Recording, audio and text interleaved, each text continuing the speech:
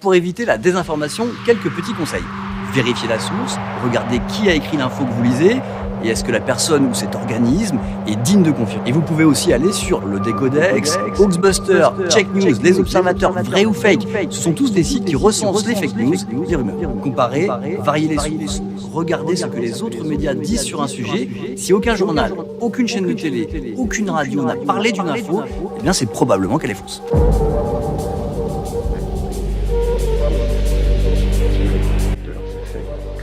Par la prière des personnes dont je pourrais vous citer le nom.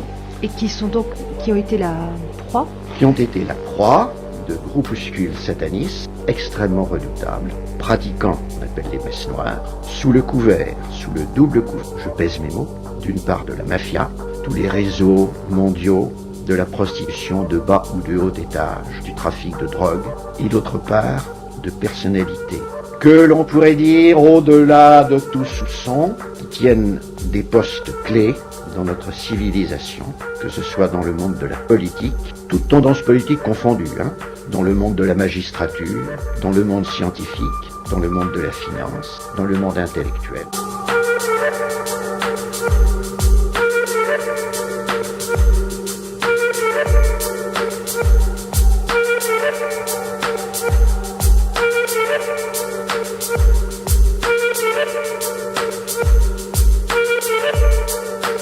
Le sujet du contrôle mental basé sur les traumatismes a pour point central la maltraitance physique et psychologique des enfants. L'enfant est au cœur de l'œil du cyclone qui s'en nourrit. C'est la boîte de Pandore qui ravage actuellement notre société. La pureté et l'innocence incarnées dans le collimateur des sorciers contrôleurs. De temps en temps, une affaire de pédophilie est jetée en pâture au public. Généralement, le démantèlement d'un cyber-réseau. Mais tout ceci est l'arbre qui cache la forêt.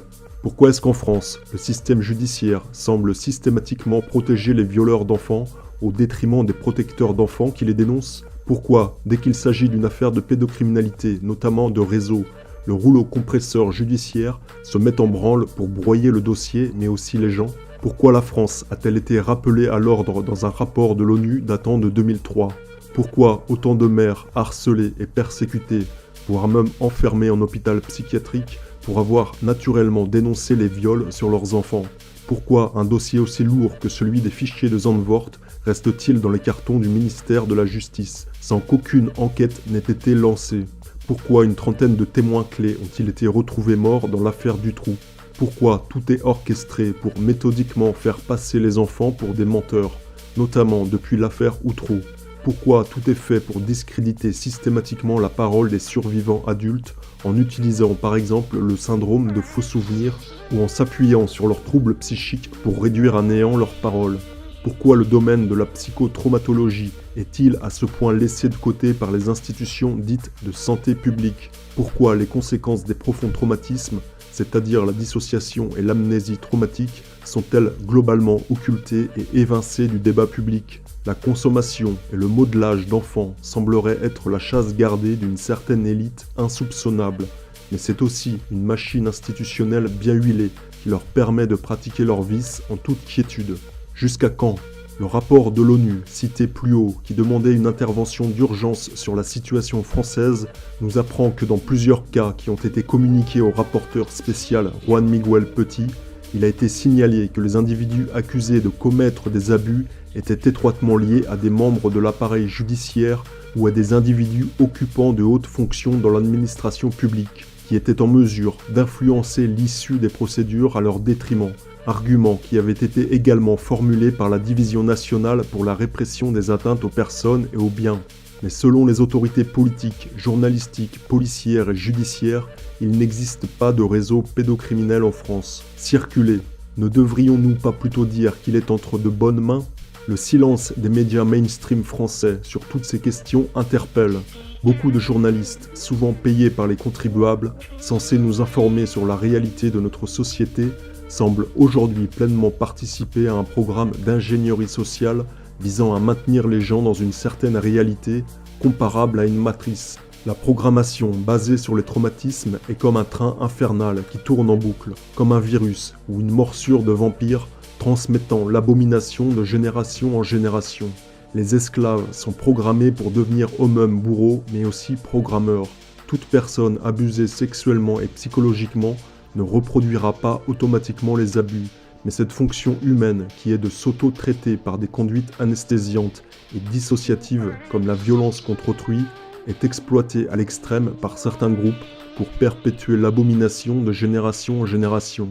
La violence est une drogue, littéralement.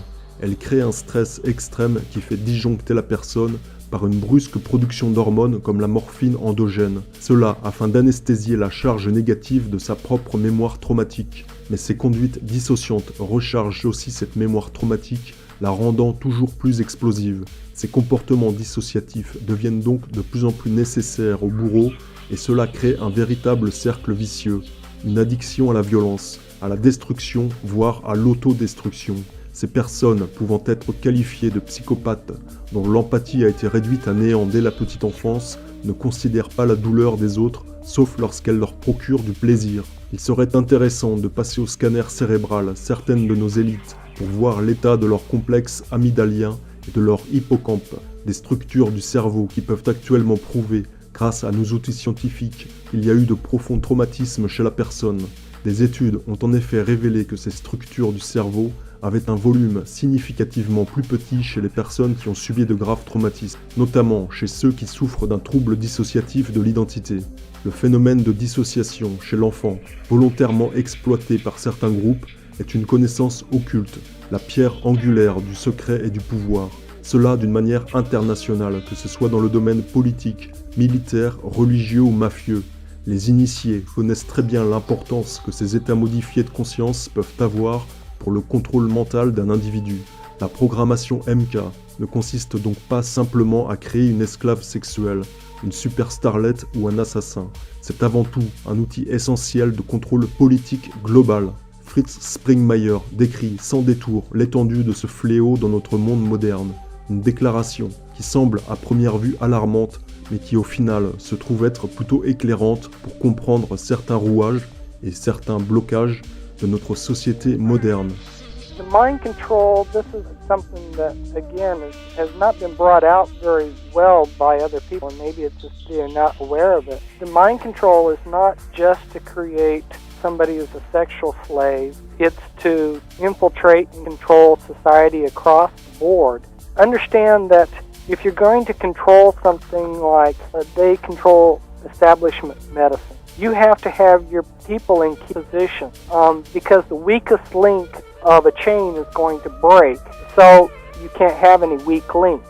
So they fault their people throughout society in general, from the gutter to the castle. But like, let's say you're trying to control medicine because the establishment medical brings in lots of medical establishment know is very powerful. You have to have control of the entire spectrum of the hospitals, the type of training that the doctors are going to get.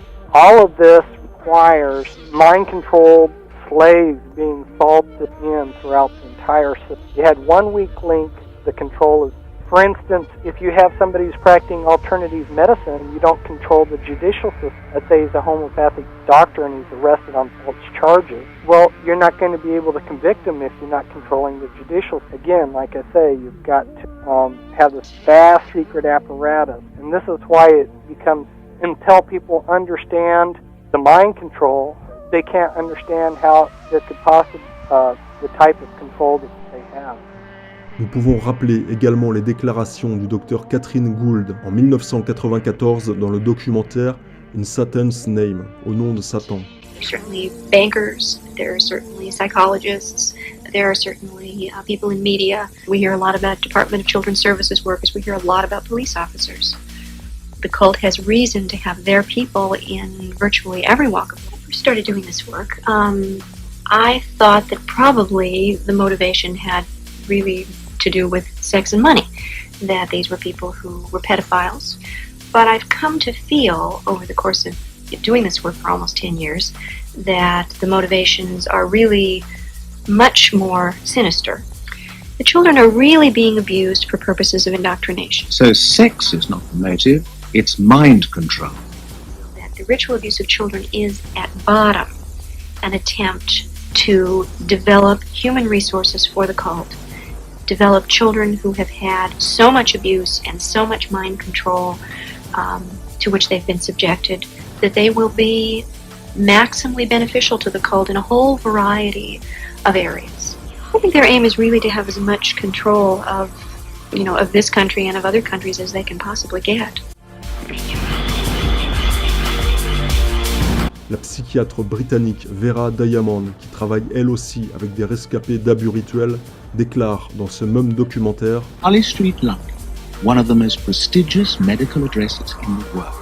Here, Vera Diamond practices as a therapist and advises police and social workers on the satanic conspiracy. We're apparently looking at international connections involving vast areas of crime, from child pornography, snuff films, to big international arms deals. They take over people's minds in a vast way, which is very difficult to understand until you actually work with a number of people who have experienced this. There's something called mind control, where they take over people completely. And I'm informed it's as far as the royal family, and I'm told there are families higher than the royal family.